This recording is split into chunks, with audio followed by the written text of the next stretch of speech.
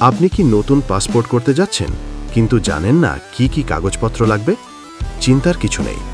এই ভিডিওতে আপনি পেয়ে যাবেন সব দরকারি তথ্য একসাথে, একদম সহজভাবে। প্রথমত, জাতীয় পরিচয়পত্র বা জন্ম নিবন্ধন সনদ।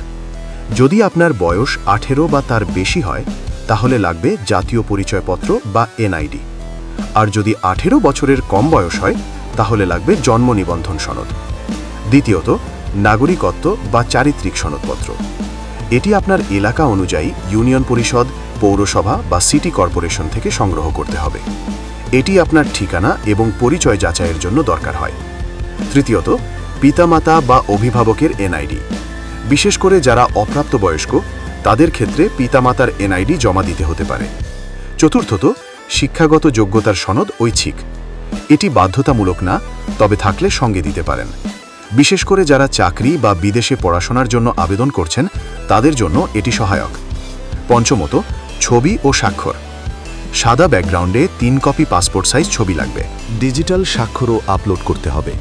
ষষ্ঠত, আগের পাসপোর্ট যদি রি-ইস্যু করছেন। পাসপোর্ট নবায়নের ক্ষেত্রে পুরনো পাসপোর্ট অবশ্যই সঙ্গে রাখতে হবে। তো এই ছিল পাসপোর্ট করতে প্রয়োজনীয় কাগজপত্রের তালিকা। ভিডিওটি যদি আপনার উপকারে আসে তাহলে লাইক দিন, বন্ধুদের সঙ্গে শেয়ার করুন আর চ্যানেলটি সাবস্ক্রাইব করতে ভুলবেন না।